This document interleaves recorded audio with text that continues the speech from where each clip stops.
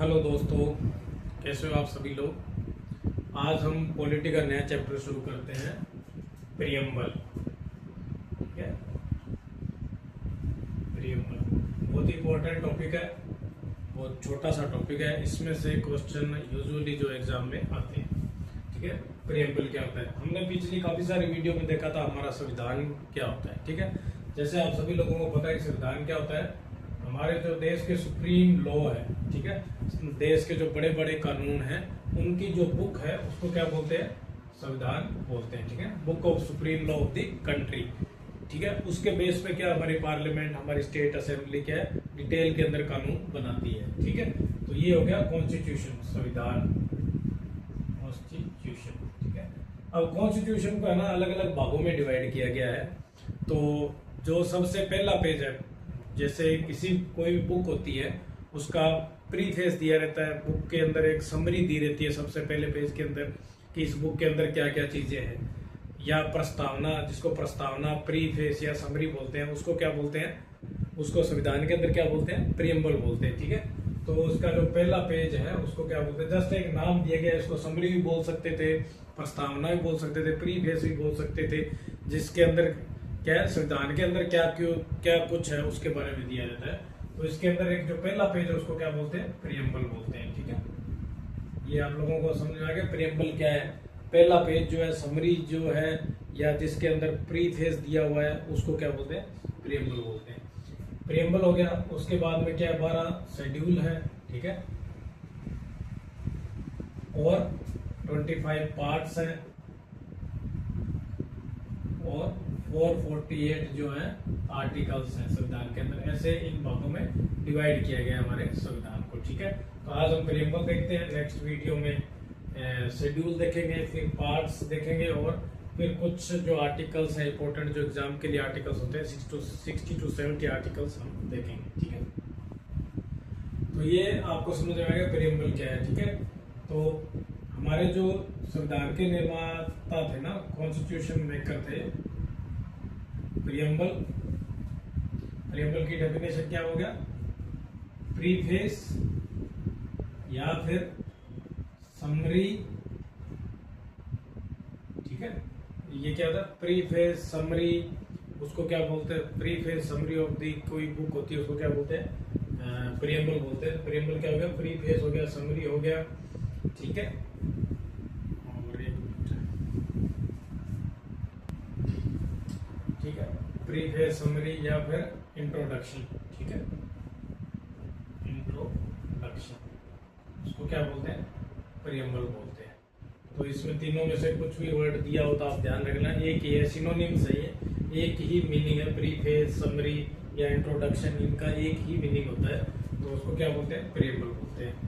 ठीक है, तो हमारे कॉन्स्टिट्यूशन मेकर थे ना, जिन्होंने हमारा संविधान बनाया था, संविधान निर्माता थे, उनके माइंड को रिफ्लेक्ट करता है प्रियम्बल। ठीक है, कि हमारा वो जो संविधान बना रहे थे, कॉन्स्टिट्यूशन असेंबली थी, तो उनके माइंड के अंदर क्या चल रहा था कि हमारा देश कैसा होना चाहिए, हमारे देश की नेचर कैसी होनी चाहिए, हमारे संविधान है उसका ऑब्जेक्टिव क्या होगा, संविधान के अंदर जो पावर्स दी हैं वो कहाँ से आएंगी। ठीक है, और हमारा संविधान कब से लागू होगा, इन चार चीजों का जो जवाब है ना वो प्रियम्बल के अंदर है। ठीक है, तो ये इट प्रियम्बल रिफ्लेक्ट, ये जो लाइन है, क्वेश्चन बहुत बार एग्जाम में आया है, preamble reflect the mind of constitution maker, mind of maker of the constitution.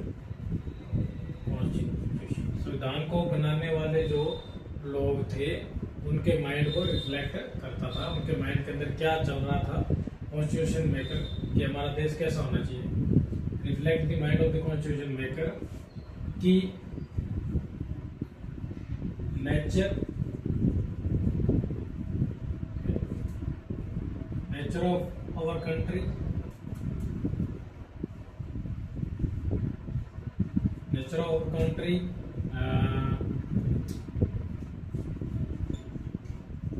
Objective of constitution, संविधान का जो ऑब्जेक्टिव है वो क्या होना चाहिए। ठीक है, पावर ऑफ द कॉन्स्टिट्यूशन, कहाँ से पावर आएगी, ठीक है। और when to adopt the constitution, हमारा संविधान कब अडॉप्ट करना है, इन 4 चीजों का जो है ये बताया गया है इस प्रेम्बल के अंदर भी, ठीक है। इनको थोड़ा सा डिटेल में देखेंगे, जिनमें से क्वेश्चन आते हैं बार बार कि हमारे संविधान के अंदर ये प्रीएम्बल जो है, प्रीफेस है, जो इंट्रोडक्शन है, जो पहला पेज है, उसके अंदर reflect the mind of the constitution maker, और वो mind of the constitution maker के अंदर क्या चल रहा था कि हमारे कंट्री कैसी होगी, संविधान का जो ऑब्जेक्टिव क्या होगा, पावर ऑफ द कॉन्स्टिट्यूशन क्या होगी, और कब अडॉप्ट करना है संविधान को। बहुत ही इजी है ये, ठीक है। सुनने में थोड़ा सा है ना, नाम प्रीएम्बल और ये सब पता नहीं क्या है जैसे, तो है वेरी इजी, ठीक है, बहुत ही इजी है ये। हम नेक्स्ट पेज में देख लेते हैं। हमारे प्रीएम्बल के अंदर 4 वर्ड के मीनिंग जो है बताया गया है। तो फर्स्ट क्या है, प्रीएम्बल के अंदर क्या है, क्या बताता है कि नेचर ऑफ आवर कंट्री, हमारे देश की जो है नेचर कैसी होनी चाहिए। तो इसके अंदर आप ऐसे याद रख लेना, हिंदी में याद रखना या इंग्लिश में कहीं लिखना लिखना, हमारा देश क्या होना चाहिए, सोवेरेन होना चाहिए, ठीक है, सोशल होना चाहिए, सेकुलर होना चाहिए, ठीक है, सोवेरेन, social, secular and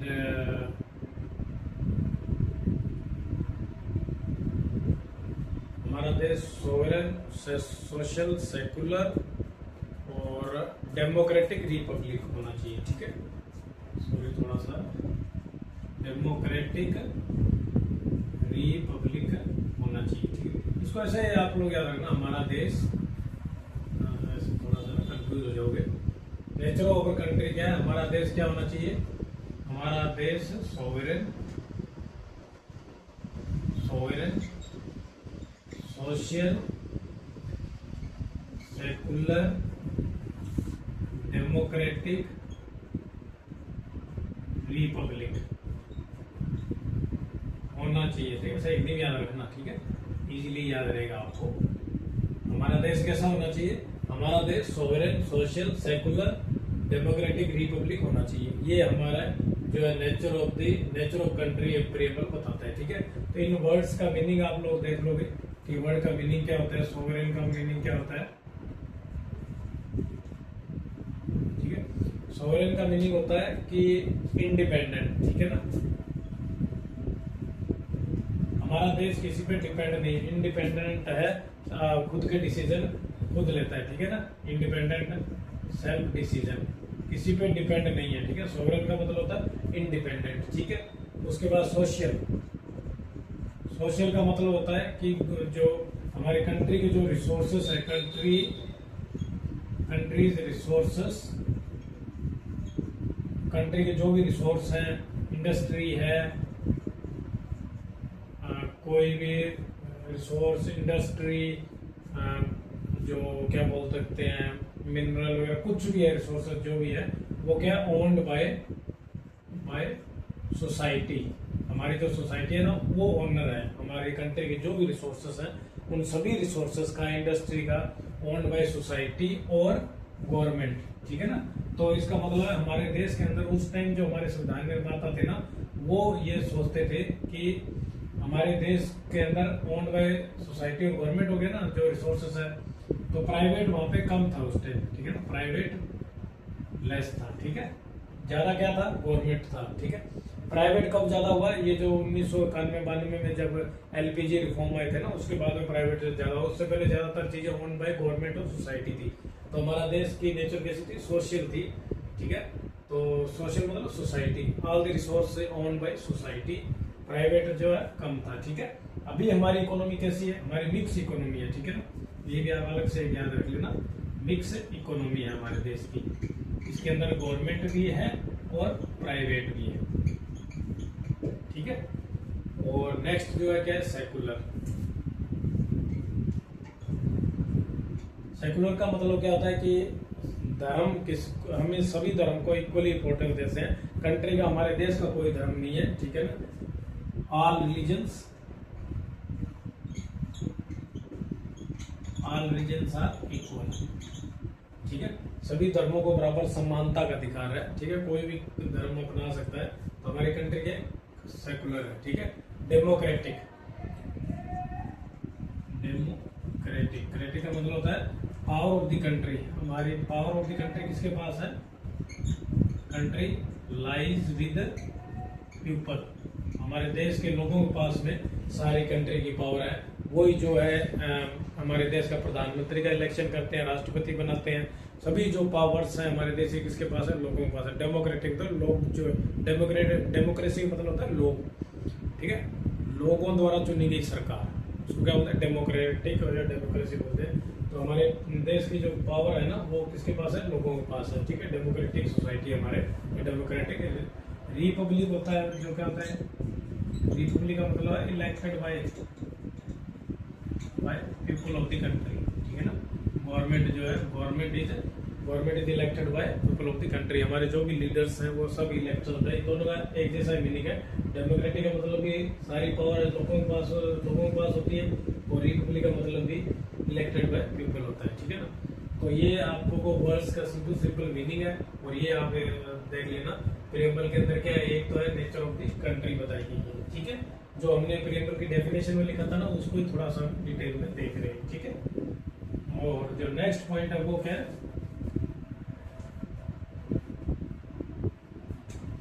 next point है ये है कि ऑब्जेक्टिव ऑफ द कॉन्स्टिट्यूशन।